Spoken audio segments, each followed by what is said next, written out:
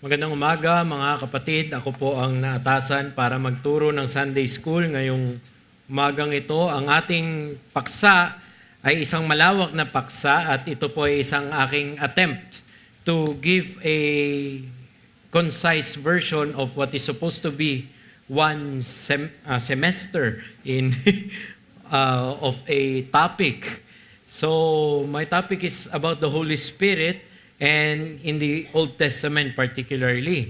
Before tayo magsimula, hilingin ko ulit na tayo ay manalangin. This is to help me recalibrate my thoughts and so that we will become more attuned to the Word. Let's pray. Father God, as the leader kanina ang nananalangin, hinihiling po namin muli ang inyong pagkilos, lalo na ang paksa namin ay tungkol sa inyong persona, sa banal na Espiritu, ang ikatlong persona ng Trinidad. Nawa bigyan namin ito ng karampatang paggalang at sasapuso ang mga matututunan namin. Bigyan nyo kami, Panginoon, ng kalakasan, pati ang inyong lingkod na nangihina ngayong umagang ito.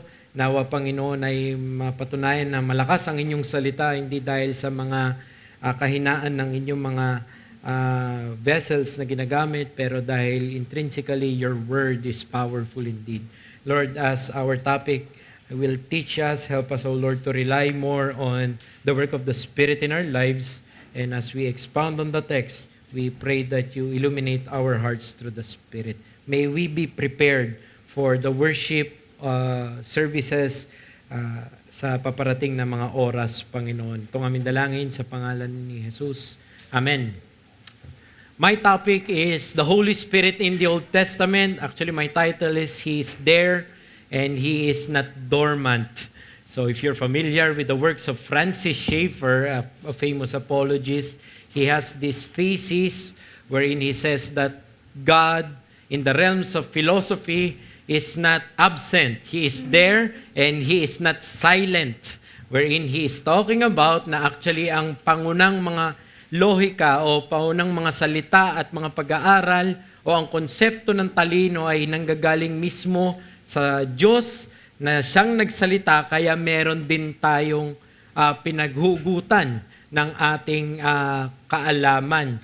Well, I borrowed the title just to make a point na when it comes to the Holy Spirit, He is also there and He is not passive. He is not dormant. He is not sleeping, but He is very active. So our text is Psalm 51 verse 11 as a meditating jumping board for our topic. Sabi ng Psalm 51:11, "Cast me not away from your presence and take not your Holy Spirit from me." Of course, we know that Psalm 51 is a penitence psalm that was given by or written by David after he had sinned against Bathsheba, with Bathsheba and against Uriah and God. At isa ito sa kanyang paghihingi ng tawad, ang kaangkop nito, kaakibat nito ay ang kanyang takot. Makikita natin na mawala ang presensya ng banal na Espiritu sa kanya. Ang sinasabi ni David dito, "Please Lord, wag mo tatanggalin ang presensya mo sa akin." So, for the believer, for the God-fearer, what matters most in his time of restoration is not his physical well-being, but the presence of the Spirit in his life, or the presence of God in his life. One of the signs of true repentance by the psalmist is his plea for God's Holy Spirit to always remain with him. So we see there that there is no true godliness that occur that neglects the importance of the Holy Spirit in one's life. Walang tunay na kabanalan na pababayaan niya ang pagkilos ng banal na Espiritu o presensya ng banal na Espiritu sa kanyang buhay. So ito ang ating dapat isipin bago tayo mag-dive sa topic na ito. My aim is very simple for this morning, to have a deeper appreciation of the work that the Holy Spirit does. So, as we go to our preliminary, gusto ko makita ninyo that there are two misconceptions prevalent among Orthodox Christians when talking about the Holy Spirit and His work. I said two, but actually there are three misconceptions that are famous. Pero I gave the qualifier orthodox because isa sa famous na misconception is that the Holy Spirit is a lesser God. We will not tackle that now. We just finished with the studies of Pastor Ramin about the Trinity, and we all affirm, I assume, that the Holy Spirit, we do not look at Him or view Him as a lesser God.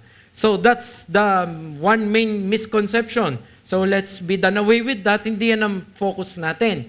I said Orthodox Christians, among them, there is still this misconception. One is, He is present and active only in the New Testament. Actually, when I was young, this is my paradigm, that the Holy Spirit was only very active or seen in the work of the church age. But in the creation and in the Old Testament, wala ang Holy Spirit.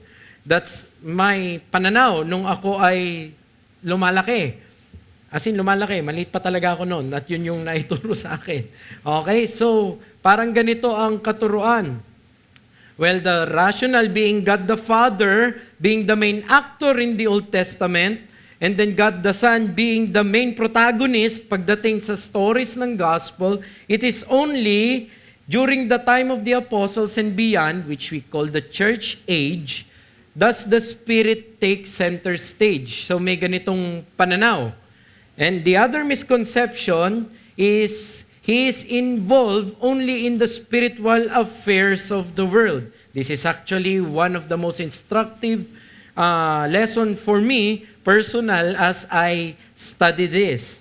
Now, I'm not saying that I have this misconception, but I haven't really looked intently at the details or the implications ng misconception na ito. Ang marami iniisip, ang banal na espiritu ay para lang sa mga spiritual na bagay. Doon lang siya kikilos. And the Holy Spirit is attributed only in works of that of a spiritual nature. Regeneration, sanctification, nandyan ang Holy Spirit. Illumination, pag nagbabasa ka, there is something spiritual na binibigay ang Holy Spirit sa'yo, and that's His work. And we limit it to that. Well, let's concede first. As a concession, it's not the right word, as a conceding, the way the stories of the Bible is presented and taught may warrant such a misconception. Kaya baka naman kasi nasanay tayo na kung paano natin binasa o paano itinuro sa atin sa Sunday School ng ating mga bata ang pagkakaulat ng mga storya ng Biblia ay parang wala doon ang Trinidad o wala sa lumang tipan sa mga storya ni Adam, ni Abraham, ni Noah, ni Moses, that the Holy Spirit is not active. And that can be misconstrued if you are in that orientation, let's just say. For example, only talking of the Holy Spirit when it comes to salvation, but not in providence or creation. This is the common thread na nangyayari. And hence, the misconception happens. So, let's respond by saying this. Lack of pervasion of action does not mean absence of presence and involvement. Una, sinabi ko, that may be true. So, the way nakalahad na parang nakatago ang banal na espiritu. Pero hindi ibig sabihin ng lack ng reporting, nagkukulang o hindi masyadong marami, ang reporting ng isang bagay ay, tungkol sa isang bagay, ay wala na yung isang tao o bagay na yun. Kamukha sa atin ngayon, panigurado sa recording natin sa Sunday School na ito, ako lang ang nakikita at yung ibang mga bumbunan. Pero hindi ibig sabihin na yung mga nandyan sa likuran na wala naman masyadong pagkilos, ay wala dito sa presensya ng ating samahan. Tama? Ganun din. That's my response. Lack of pervasion of action does not mean absence of involvement. Hindi porke hindi ipinakita ng madalas, ay wala na talaga siya doon. Ikalawa, na tugon, response. Conversely, kabaliktaran, predominance of association does not imply limitation in scope of ability. What do you mean? Kapag naman ang isang bagay o isang tao ay santabi ba tawag doon? Naikabit. Okay? Ang kanyang pangalan sa isang bagay ay hindi ibig sabihin doon na lamang siya. Like for example, if you will know of Michael Jordan you will always say is a basketball player. But actually, Michael Jordan is also a billionaire, entrepreneur, NASCAR team owner. Marami pa siya. It doesn't mean na dun lang siya nakilala, ay dun lang siya aktibo. At dun lang ang kakayanan niya. Mas lalo na in eternal degree, ang banal na espiritu. Hindi porke at dun lang natin siya nakilala sa pagkilos niya sa bagong tipan sa mga spiritual na bagay, ay hindi siya involved sa mga ibang bagay o limitado ang kanyang kakayanan para sa pagkilos niya sa ibang mga bagay sa teolohiya. Naunawaan po ba natin? Nandiyan pa ba kayo? Nandiyan pa kayo? Okay. So, ang point natin, deeper study of the whole Bible will inevitably lead one to acknowledge the essential role of the Holy Spirit. Kapag nag-aral ka ng salita ng Diyos ng mas malalim, mas makikita mo na hindi pwede, natatanggihan mo ang banal na Espiritu. Naroon siya at hindi siya passive. You will see it. So, the standing query, our question is, how present and active is the Holy Spirit, particularly in the Old Testament? Madali lang para sa atin, mga church people, to understand what the Holy Spirit's work is in the New Testament. That's the predominance of it. Pero, ang gusto kong sagutin natin ngayon, gaano ka-aktibo ang banal na Espiritu sa lumang tipan pa lamang. Now, let's go to our biblical presentation. Now, to qualify, our study focuses on the Old Testament, while still affirming that the fullness of the Holy Spirit's work is revealed in the New Testament. Hindi po natin tinatanggi o sinasabing mali ang katuruan ng ang kapunuan ng pagkilos ng banal na Espiritu ay inilahad sa bagong tipan. Tama po iyon. Hindi yun ang pakay natin. Ang gusto nating bigyang pansin sa pag-aaral na ito ay pati sa lumang tipan, actually, nandoon siya. At may mga importante siyang ministeryo at ginagawa. At pakinggan nyo to, punta tayo sa una. Sa una pa lamang, this is very instructive. The Spirit's work is actually seen in the very beginning of the Bible, which is the creation account. And of course, where will we go? Genesis 1:2. Ang sabi, di ba, in the beginning was the Word, John 1:1 pala, no?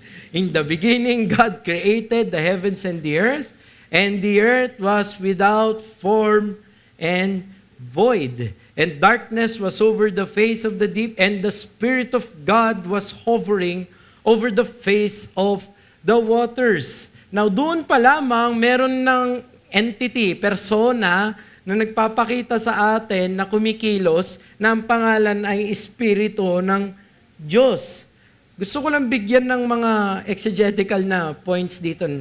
Alam niyo, without form and void, dito ay hindi ibig sabihin kung kagaya nung naiisip niyo siguro na pang Dota na, alam mo yun, black lang na walang something na. No, it's without form and void dito, nakalimutan ko Hebrew, but not, ibig sabihin lang niya, not where they are supposed to be. In other words, hindi mali na ang mga elementong nandyan, pero hindi lang sila naka-arrange ng tama. Naunawaan natin? Yun yung without form and void. Unfilled and unformed. Hindi pa napunuan. Parang raw materials. Yun ang ibig sabihin ng without form and void. Now, you will think na napaka-chaotic naman ng umpisa ng creation. Well, in the same sentence, and the Spirit of God was hovering. The hovering there is rakap. Ang hirap kasi, may gutturals eh. Rakaf, rakaf. Ganun yan. Pag di ko... Ang alam niyo yung rakaf, it's gentle control. It's like, a bird hovering over the nest. Patalon-talon siya sa nest niya para ayusin at para hindi mahulog yung kanya mga chick. Ganun din yung hovering doon. It doesn't mean na naglo-loiter around na parang, wag mong basahin yung Genesis 1:2 na parang, nung unang ginawa ng Panginoon ng gulo at tas may tambay doon.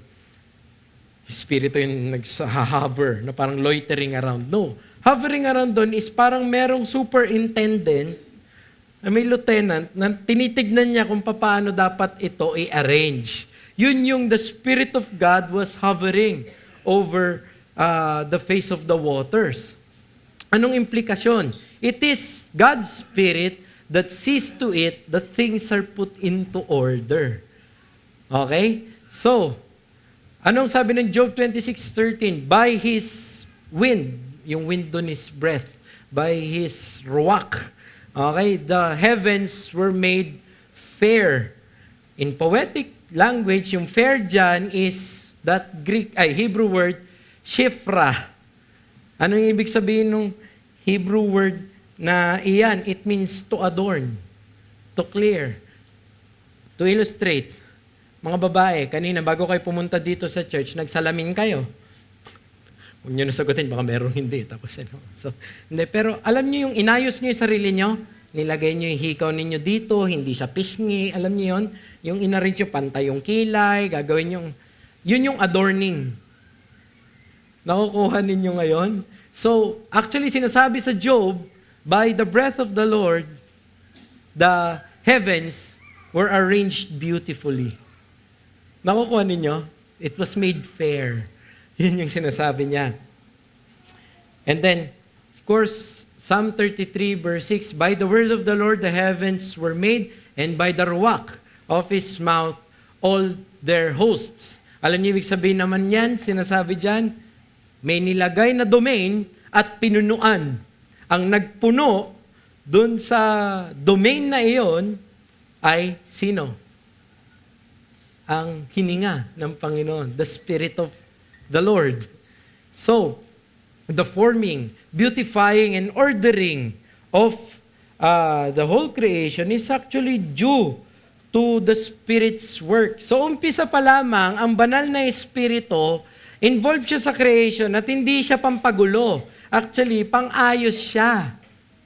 Kaya nga dapat, mag-ingat tayo. Associating the Spirit's work with that of disorder finds no warrant even in the Old Testament. And you will hear of evangelicals na filled kami ng Holy Spirit, kaya ang gulo-gulo nila. Yung isa, alam mo yon, inuumpog yung sarili sa pader, tumatalon-talon yung isa, nag-gymnastic yung isa, yung dalawa nagsashagidi-shagidi, whatever. And they attribute it to the Spirit's work. Pero ang gulo, hindi maaari. Kasi nung Old Testament pa lang, ang pagkilos ng banal na Espiritu ay hindi patungo sa kaguluhan. Patungo siya sa kaayusan. Order siya. Papunta siya sa pleasantry, hindi sa revelry. Okay? Papunta siya sa arrangement, hindi sa chaos. So wag mag-ingat tayo, ina-attribute natin ang pagkilos ng banal na Espiritu sa gulo. Siguro magulo buhay mo, wag mong sasabihin na yung banal na Espiritu kasi kung saan ako nililid eh. That's not true. Actually, hindi totoo yan. The Holy Spirit is one of the most consistent and righteous of proddings and influence that you can ever have. Hindi ka niya dadalhin sa gulo. Ang problema, hindi ka marunong magtiwala. Ang problema, hindi ka marunong sumunod sa malinaw na sinasabi ng salita. Huwag mo sisisihin yung pagkilos ng banal na Espiritu. Dahil ang nagbigay ng problema sa sansinukob ay hindi ang banal na Espiritu. Siya nagbigay ng kaayusan. Ang nagbigay ng gulo ay ano? Tayo sa ating mga kasalanan. Okay? So, the Spirit's work in creation, yung una, is the creation order. Pero look at this. This is very instructive for me as I handle the biblical data. The life of every creature. Genesis 2:7. We all know of Genesis chapter 2 as the creation of man. Tama? Yung mas microscopic na tingin kung paano nilikha ang tao.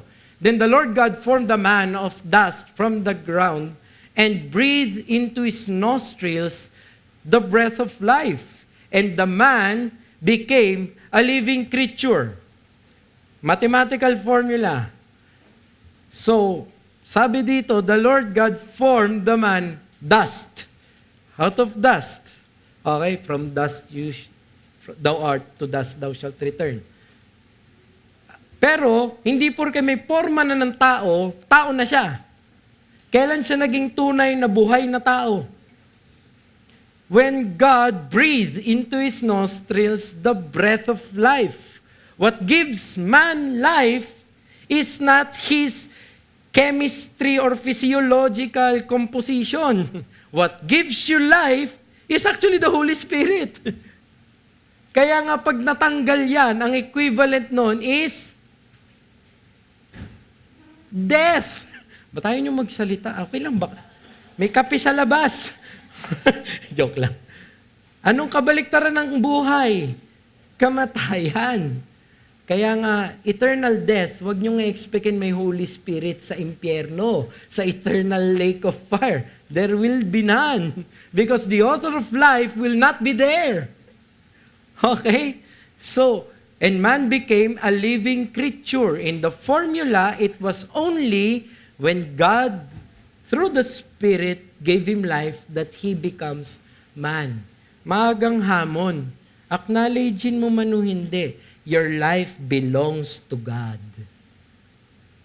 By that very reason, na ang aking pinakabuhay pala, kakayanan huminga, yung aking every millisecond na buhay ako, is because God in His providence and in His Spirit is sustaining you. By that very reason, you ought to worship God. Kaya ang ating mga anak dapat worshiper, kahit hindi mananampalataya. Because that when they knew God, they glorified Him not as God, neither were they thankful. You ought to be thankful to God. You know why? Because your very life, your physical life, is sustained, is originated, is maintained by the Spirit of God. Balibaliktarin mong mundo, yumaman ka at humirap, hindi magbabago iyon. This is something that's supposed to be revolutionary sa atin, na nag-aaral ng salita ng Diyos. Okay na tayo, baba na ako, question and answer na tayo. Parang ganon. Pero ito palang dapat, tikom tayo lahat sa Holy Spirit. Di ba? Dapat pala lalo natin siyang sinusunod, nasa Kanya yung buhay natin. Lalo dapat tayong grateful at nagsasamba sa Kanya.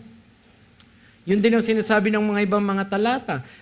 Sabi ng Job, the Spirit of God has made me, and the breath of the Almighty gives me life.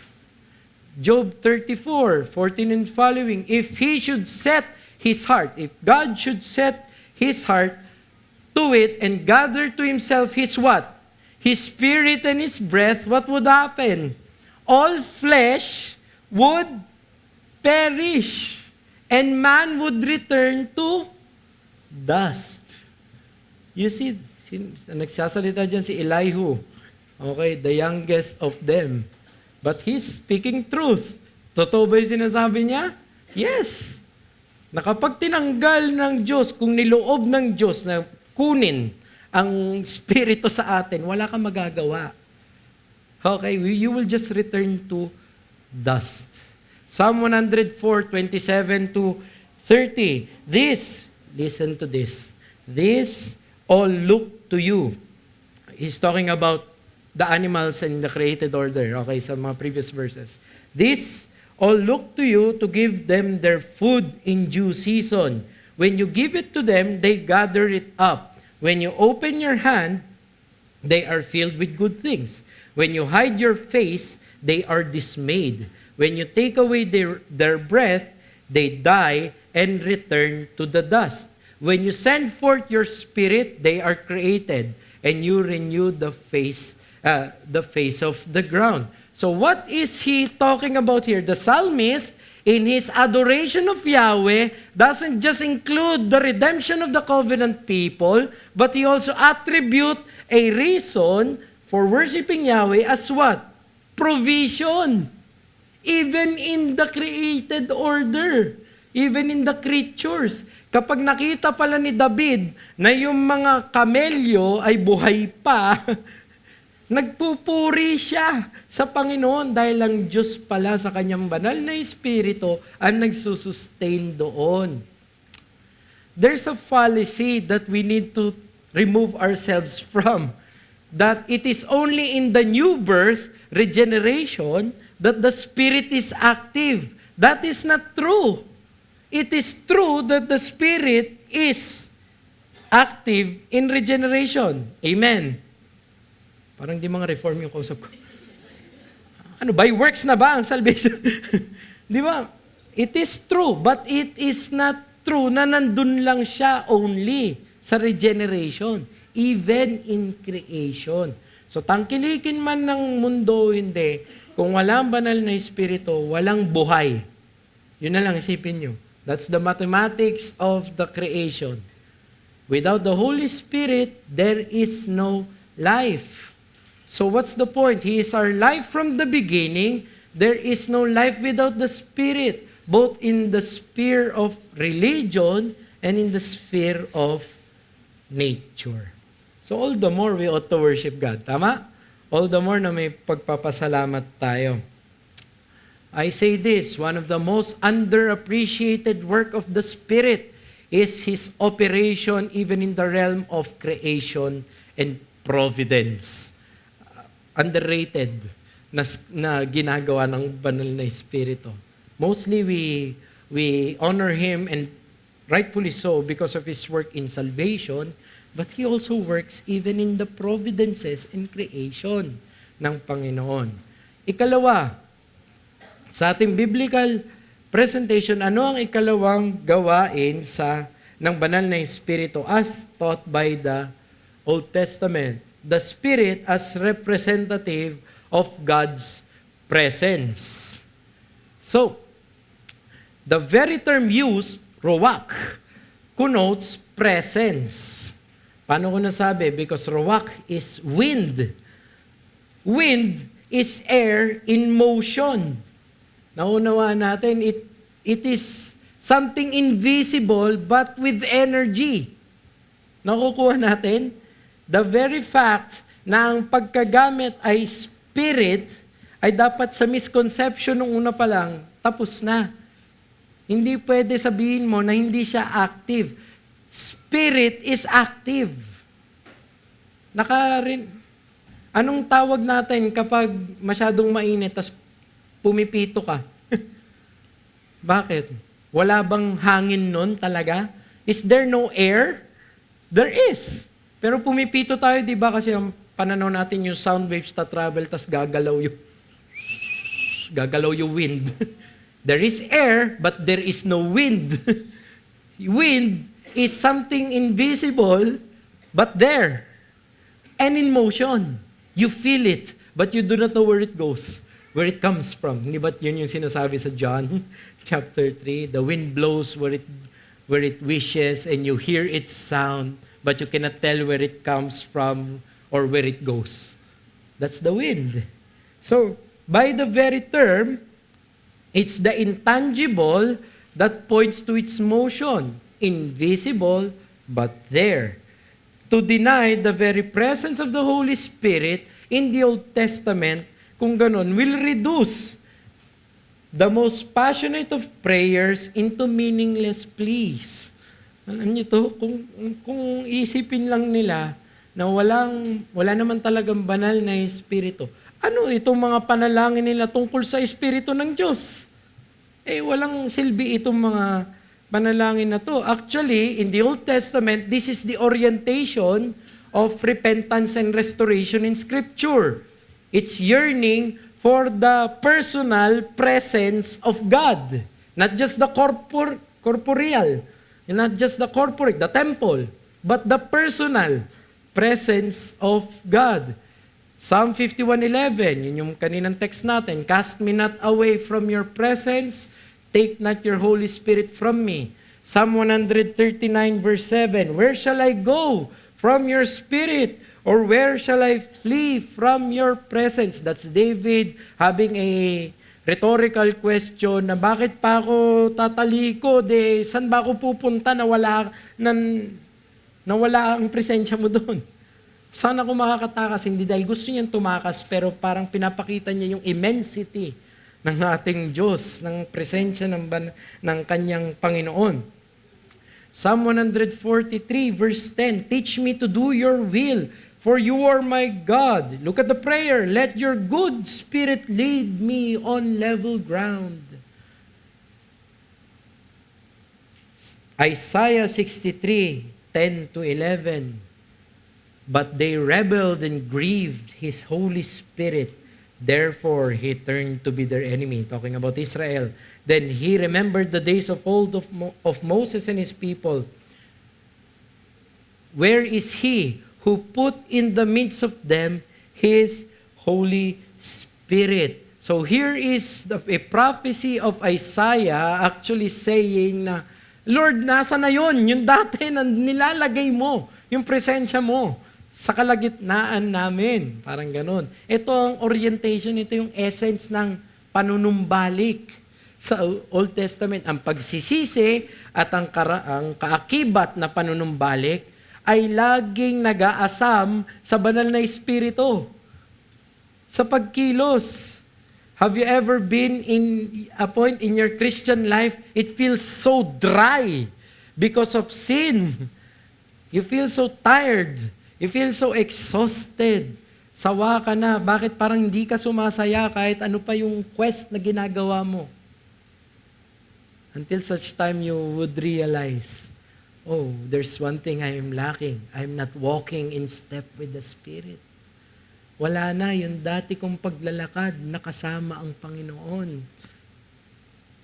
And what will happen to that person is that he will repent and he will yearn for that. That's actually asking for forgiveness. Lord, ibalik mo yung tamis ng ating pagdadaupang palad, ang ating fellowship. Panginoon, kailangan ko po kayo ulit sa aking buhay. We share this same experiential crisis when it comes to sin. And so is true. Ezekiel 39:29, ang sabi sa pangako ng restorasyon ng Israel sa vision ni Ezekiel, and I will not hide my face anymore from them when I pour out my spirit upon the house of Israel, declares the Lord God. So it is the subject and it is the focal point of restoration in God. So, what's the point? Every occasion of sinfulness is an assault on the Spirit. And every motion of holiness is towards the Holy Spirit of God. So let me refresh your minds, brothers, sisters, friends. Pag nagkakasala kayo, hindi kayo nagkakasala kay Bathsheba na kasama nyo. Primarily, every offense na ginagawa ninyo, even in your mind, you are in essence attacking the Holy Spirit. It's an assault on the Holy Spirit. So conversely, what should be the manifestation of your repentance?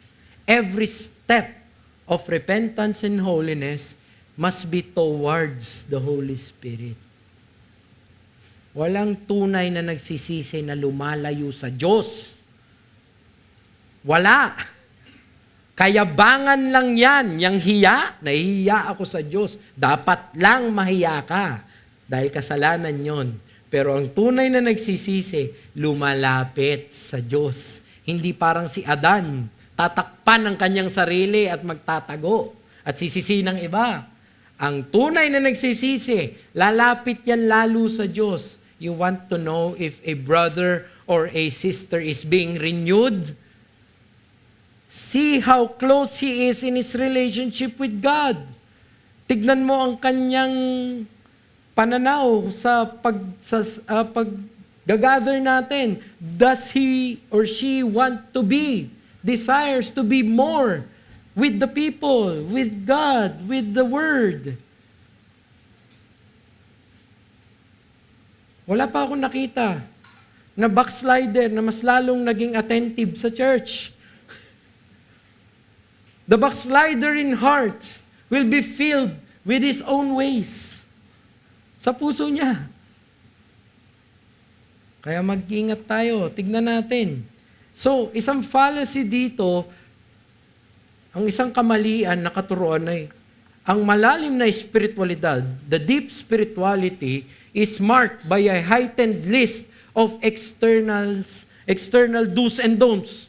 Nakakita na kayo ng ganon? Ang tunay na spiritual na yan mula sa hindi spiritual, spiritual na yan, nag-necktie na, hindi na nagpapalda ng kasing, binura yung tato, mga ganong bagay. At may ganon.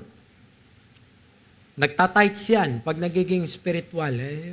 Although there are implications for such living, pero that's not the primary barometer of a true spiritual na endeavor. A true spiritual endeavor is not a list of do's and don'ts. Hindi ako minom, kaya banal ako. Alam mo yun? Wala dun yun. Very external. Kasama yun na dapat may nagbabago sa behavior natin, pero hindi doon ang pangunahin. Nasa ng pangunahin? Ang tunay na spiritual, broken-hearted. Basag ang puso niyan. You know why? Nakikita niya lagi makasalanan ako. Kung walang tagumpay ni Kristo, wala akong magagawang tama. Nandun ang tunay na espiritualidad. Laging nakasalalay, nakasandal sa pagkilos ng banal na espiritu, sa biyaya ng Diyos. Hence I say, the principle, no true holiness will be absent the yearning to be in the right with God and the presence of God. Walang tunay na kabanalan na mawawalan siya ng kagustuhan na mapatama siya sa Panginoon, na maging tama siya sa harap ng Panginoon at mapasama siya sa presensya ng Panginoon. That is not true. Even in the most elementary level, I know that my child really is repenting when he wants to hug me. Na ayaw na niyang galit ako. Gusto na niya, I don't want you to be mad. I want to be good again sa sight mo. I want you to, sinabi ng anak ko, I want you to be happy. That's one sign na ayaw na niya yung ginagawa niya. Not just because he wants me to be happy, pero yun ang kaakibat. Alam niya may displeasure sa sin. Ganon din sa Kristyanidad. So, wag niyo pong iisipin, okay na ako, spiritual na ako, naka-attend ako eh. Hindi po tunay yan. Anong lagay ng puso mo? Mamaya, mas makikita pa natin yung mas malalim na implikasyon doon. Pero, ingatan po natin, ang tunay pong kabanalan, inside the heart. Okay? Spiritual ang kanyang pinaka-core. Siyempre, punta tayo sa pangatlo. Mabilis lang po tayo. Pangatlo, 5 lang to. 5 tas may 3-6 na sub points. Pero, pangatlo, the Spirit's work in prophetic revelation. We will be amiss, or this lesson will be a mistake if I do not tackle this. The Spirit's work in prophetic revelation. Of all the works of the Spirit, the most familiar for His people in both Testaments is His inspiring of prophetic utterances. Ito ang pinakasikat, pinangahawakan natin. The way He is, indeed, involved sa pagbigay ng mga propesiya at mga salita ng Diyos. All the more, na makikita natin to, kasi sa Old Testament, He even uses unworthy vessels. I just went this first, pero mamaya yung mga propeta, unworthy vessels. The Spirit's work is to give prophecy so much, wala to sa handouts nyo, kaya makinig kayo, the Spirit's work is to give prophecy, the Word of God, the will of the Lord, that it is not contingent on the holiness of the speaker. Naging Ilocano ko speaker. Hindi nakasalalay sa kung ano ang katayuan o kabanalan ng nagsasalita para mailahad ng Panginoon ang katotohanan ng kanyang kalooban. Buti na lang hindi nakasalalay sa kabanalan ko ni John, ni Jose, o kung sino man preacher ninyo, kung totoo ang sasabihin ng salita ng Diyos. Actually, mas malapit kami dito, hindi sa mga propeta. Sa mga, tama, mas nakikita natin ang ating mga sarili dito. O una pa lamang si Saul, ubod ng yabang at takot na magkasabay. Saan ka nakakita ng taong ganun? Matatakotin pero mayabang. O, di ba? O yun si Saul. Kami yun. Kami na yun.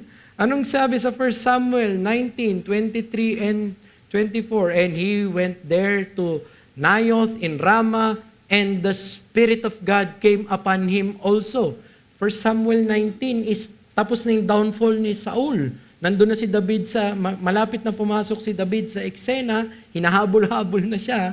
Pero ito, ginamit pa rin siya ng Panginoon sa occasion na ito. Ano nangyari? The Spirit of God came upon him, and as he went, he prophesied until he came to Naioth in Ramah. And it's very weird. And he too stripped off his clothes, and he too prophesied before Samuel, and lay naked all that day and all that night. That it was said, is Saul also among the prophets? It's very weird. Di ba? Parang hindi makontrol ni Saul kung ano yung gagawin niya. Hari siya, mag-uubad siya at maghahandusay doon sa habang nagpa-prophesy. Pero nung dumating yung salita ng Diyos sa kanya, yun yung nangyari sa kanya. Si Saul yan. Sorry, hindi na-erase. Si Balaam. Kilala naman natin si Balaam. Please lang po, pag magkakaanak kayo, wag ninyong pangalanang Balaam. Wala pong magandang sinabi ang Biblia tungkol kay Balaam sa Bagong Tipan. So, Numbers 24:2, and Balaam lifted up his eyes and saw Israel camping tribe by tribe, and the Spirit of God came upon him.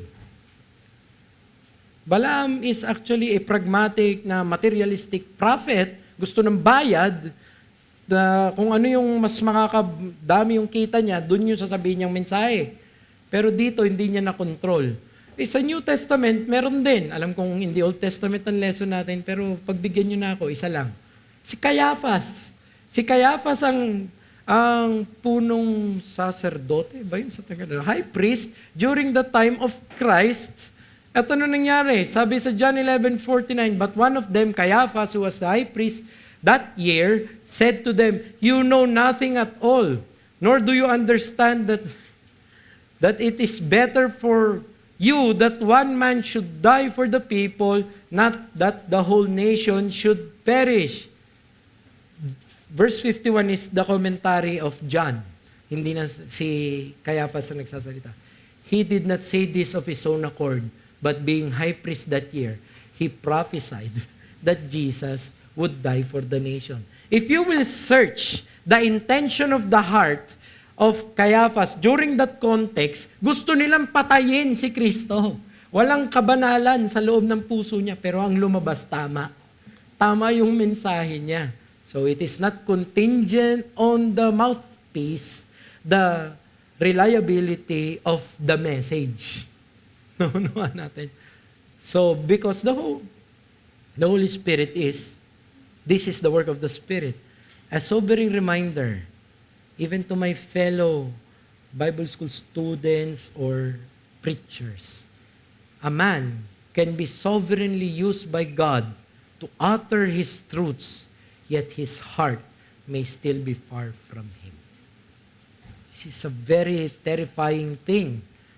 Nakakatakot ito. Maaaring ikaw ang gamitin ng Panginoon para mailahad ang isa sa pinakamagagandang mensahe na maririnig ng mga tao. Pero ang layo pala ng puso mo sa Kanya. Mag-ingat tayo. Kasi maaaring maging totoo, maaaring maligtas ang isa sa mga makikinig kahit na hindi ligtas yung mangangaral. Dahil hindi nakasalalay sa kaligtasan ng mangangaral ang kaligtasan ng kaluluwa. Nakasalalay ito sa pagkilos ng banal na Espiritu. Kaya dapat walang kayabangan, pero hindi lang yon, dapat punong-puno rin ng takot at kabanalan. Okay, especially sa atin na mga ginagamit ng Diyos para ibahagi ang kanyang salita. Ikalawa, the Old Testament prophets. There are the false prophets or the unworthy vessels, but there are also the Old Testament prophets. The Spirit's coming upon a prophet is associated with him having the word of the Lord. Una si Samuel, na tinutukoy nilang unang propeta, actually si Moses, pero 1 Samuel 3:19, and Samuel grew, and the Lord was with him, and let none of his words fall to the ground. None of whose words? The words of Samuel. Hindi hinayaan ng Diyos na may maling nasabi si Samuel. Hindi natupad ang sinabi ni Samuel. Lahat ng sinasabi ni Samuel noon, kaya ngayon yung 1 Samuel chapter 3, pag binasa nyo, it's as if the voice of Samuel is the voice of God. Ganun nila ginagalang si Samuel. Kaya kahit si Saul, takot kay Samuel. Because he bears the word of God. Karga-karga niya. Si David, actually, gusto ko mag-preach someday in this text. 2 Samuel 23 verse 2. Alam niyo kung ano yan? That's the last words of David. In the last words of David, he himself said in poetic fashion, "The Spirit of the Lord speaks by me. His word is on my tongue." He attributes what he has given as the chief musician, di ba, composer si David ng mga awit ng Israel, at siya ay hari, pero siya rin yung nagbigay ng maraming awit nila. At sinabi niya, parang sinasabi niya, hindi galing sa akin to actually. It's the Holy Spirit na kumikilos sa aking bibig. Elijah, and the word of the Lord came to him. Azariah, in Chronicles, the Spirit of God came upon Azariah, the son of Oded, and he went out to meet Asa and said to him, "Hear me, Asa and all Judah and all Benjamin." Zechariah, si Zechariah na ito yung sinabi ni Christ na the blood of Abel to Zechariah. Yun. Ito yung Zechariah na to sa 2 Chronicles. Then the Spirit of God clothed Zechariah, the son of Jehoiada, the priest, and he stood above the people and said to them, "Thus says God." Nehemiah, ay conclusion to, walang prophet dito, pero ito yung evaluation. "Many years you bore them and warned them by your Spirit through your prophets, yet they would not give ear. Therefore, you gave them into the hand of the peoples of the lands." So the characteristic dealing of Yahweh with His Old Testament people is by His Spirit speaking through the prophets, not miracles. Akala natin, pag inisip natin, paano magpakilala ang Diyos noon? In many times and in many ways. Tama, sabi ng Hebrews. Akala nyo, ang preponderance nun ay ang daming milagro. Akala nyo ba laging may burning bush? O laging may 10 plagues? Those are signs. Those are supernatural. That's not the consistent na pakikitungo ng Diyos sa kanyang mga tao. You know what is the consistent? "Thus saith the Lord" through the prophets. It's still pangangaral. It is still through prophesying that is a characteristic dealing of Yahweh. Sabi ni Benjamin Warfield, prominent over all other theocratic gifts of the Spirit, saan ba ako dito? Are the gifts of supernatural knowledge and insight, culminating in the great gift of prophecy. In all cases, prophecy is the free gift of the Spirit of God to special organs chosen for the purpose of the revelation of His will. So predominant pa rin ang kalooban ng Diyos makukuha sa pagpangangaral, sa speak forth yung salita ng Diyos. The Spirit's work, number 4, in empowering and equipping. Mabilis lang to. Unlike the work of the Holy Spirit in the New Covenant, which is redemptive, encompassing, and abiding, His work in the Old Testament actually sometimes is specific and temporal in nature and duration. Ano ibig sabihin ko dito?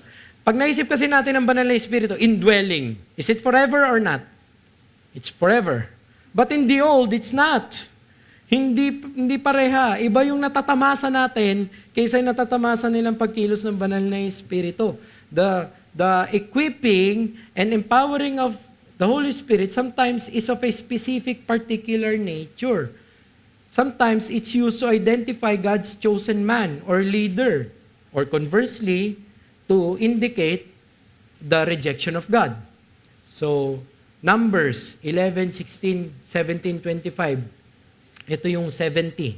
The Lord said to Moses, "Gather for me 70 men of the elders of Israel whom you know to be the elders of the people and officers over them, and bring them to the tent of meeting, and let them take their stand there with you. And I will come down and talk with you there, and I will take some of the Spirit that is on you and put it on them." And sa pinakadulo, "And as soon as the Spirit rested on them, they prophesied. But they did not continue doing it." So they were empowered, they were equipped by the Spirit, pero panandalian lamang.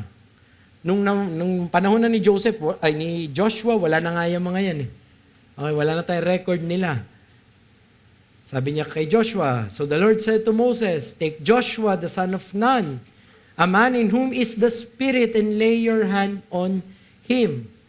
Ganon din sa kay David. You remember how the monarchy was established from Saul to David.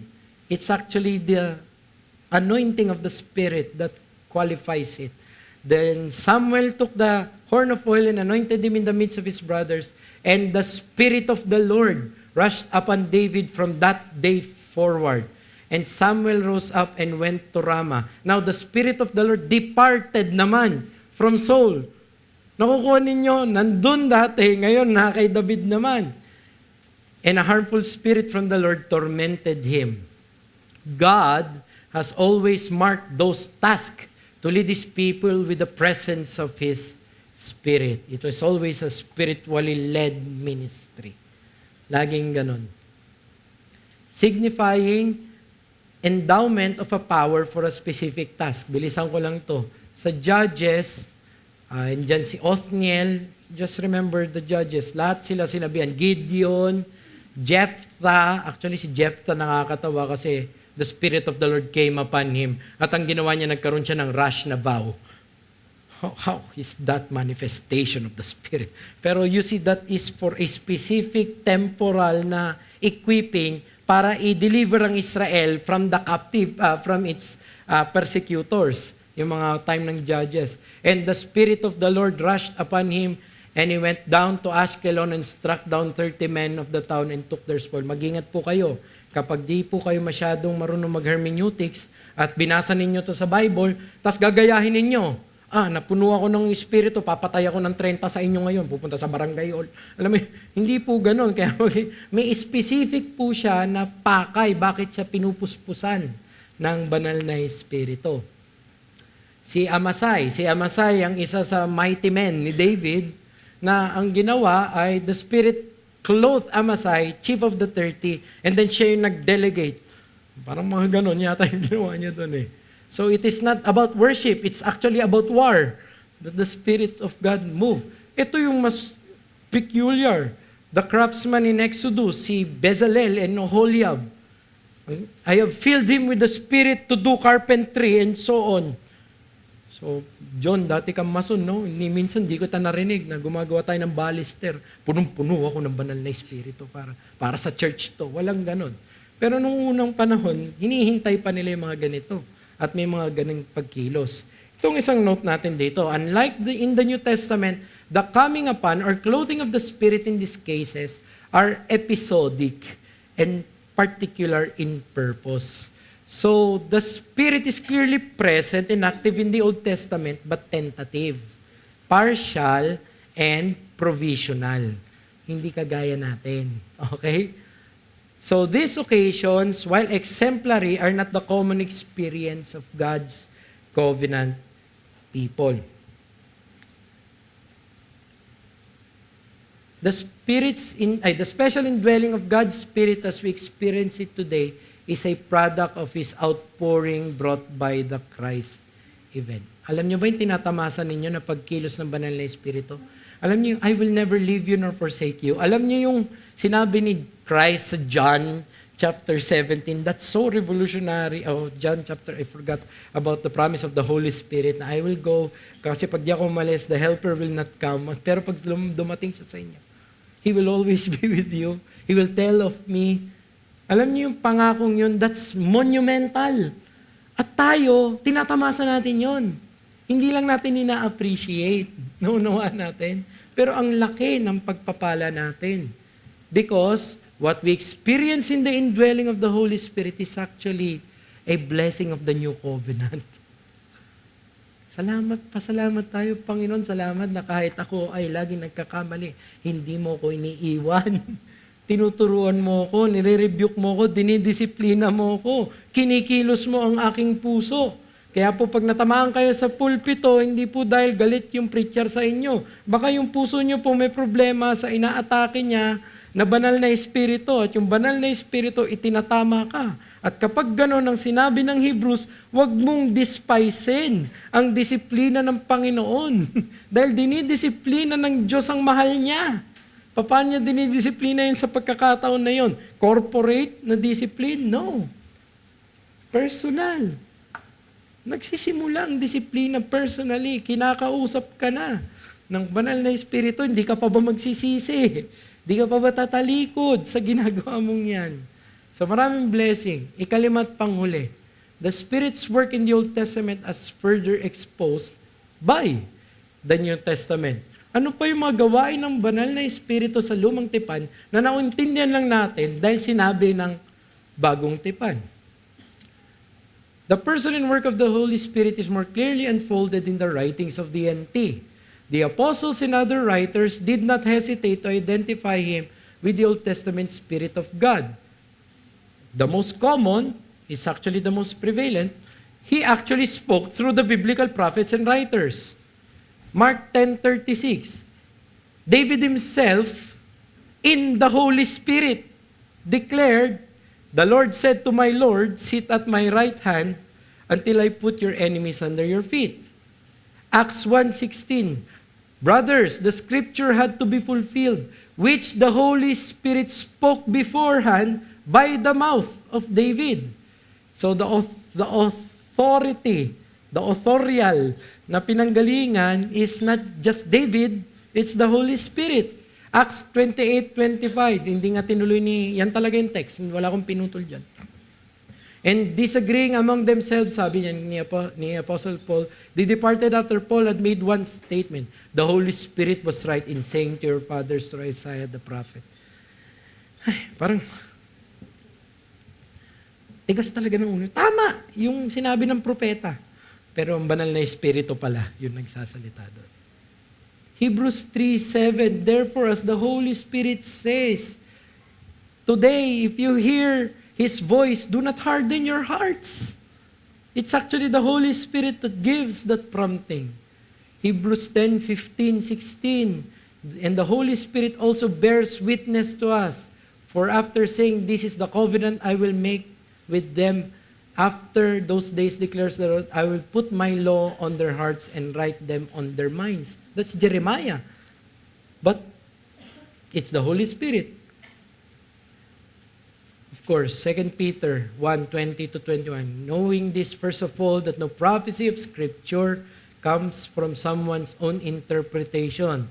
For no prophecy was ever produced by the will of man, but men spoke from God as they were carried along by the Holy Spirit. So the inspiration is of the Holy Spirit. The superintending is also of the Holy Spirit when it comes to Scripture. The Spirit still moves in and through the word of the Lord even today. So beware, despising the preached word is tantamount to trying to quench the Spirit.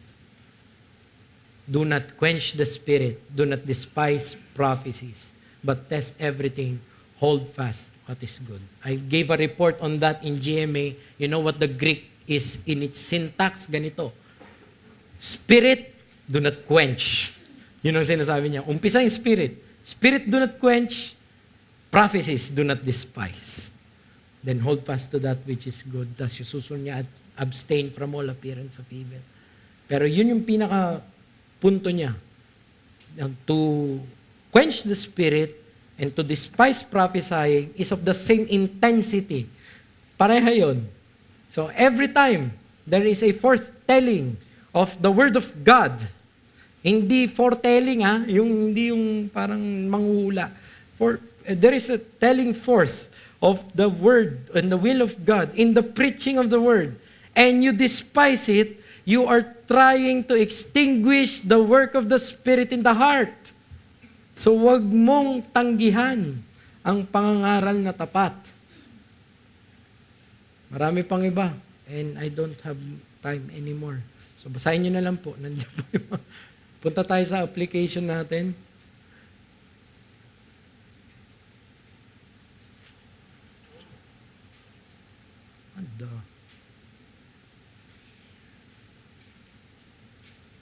It is through the New Testament that we are able to see the magnitude of the Holy Spirit's involvement in God's people. Application. 5. Beware of belittling the Holy Spirit's work. His lack of pervasiveness does not mean His total absence. Okay? Understanding the Spirit's work in creation should all the more heighten our worship of Him. And since our battles are spiritual, the mode of operation in our sanctification, your modus operandi, pagdating sa pagpapakabanal, ay ito pa rin, reliance on the Holy Spirit. At we in the New Covenant should appreciate more the ministry of the Spirit in us, for it is given in greater measure.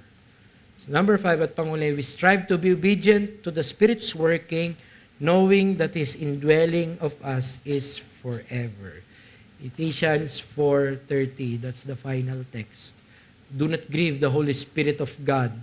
Hindi katulad dati na pwedeng umalis ngayon, by whom you were sealed for the day of redemption. Selyo mo na siya. Sa'yo siya forever.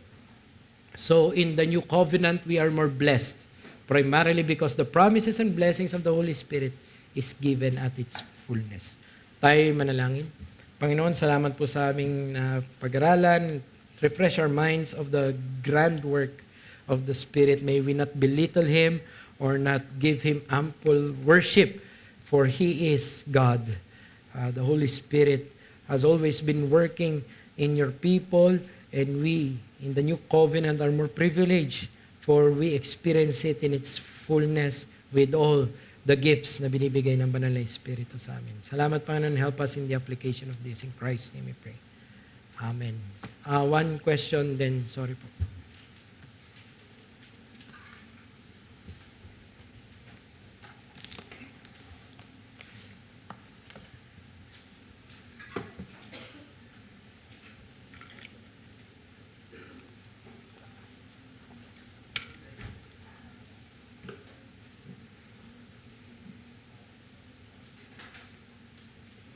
May mic po.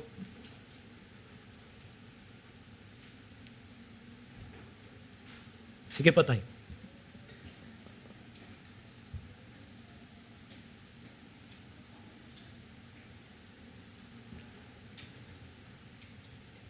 Wala pa. Yan po, meron na. Wala pa? Okay. Parang, do they have the notion of triune God in the Old Testament? Parang wala. Parang, the conception of the Holy Spirit is that it's just a manifestation of God.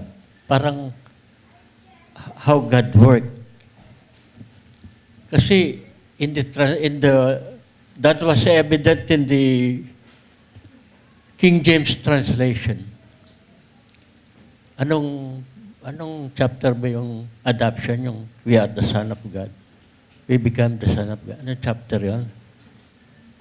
I'm not familiar. No, the adoption sa the New Testament.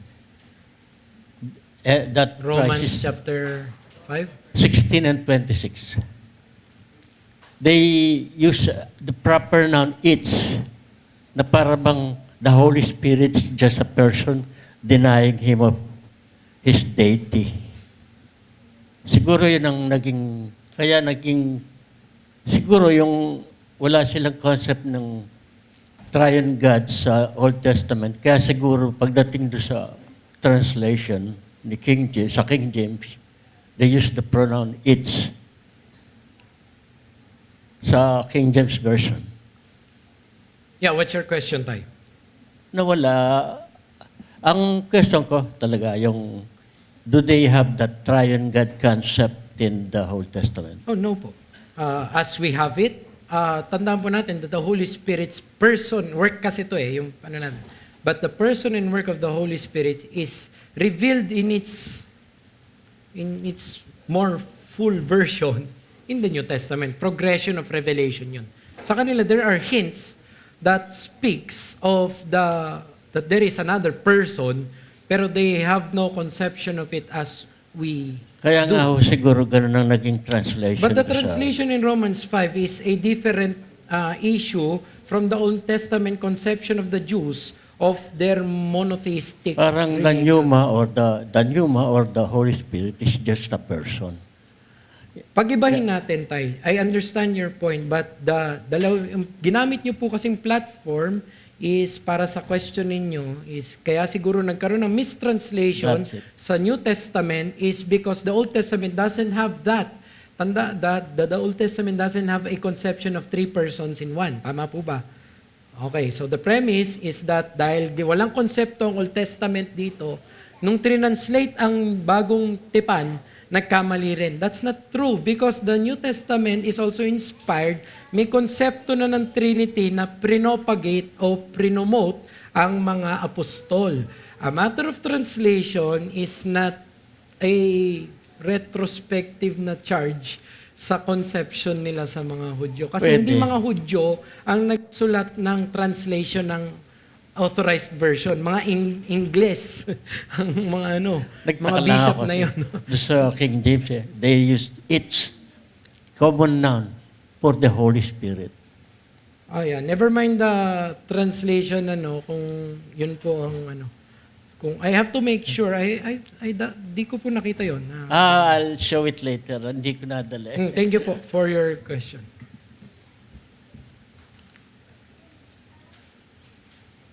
Sige na po. We're dismissed po.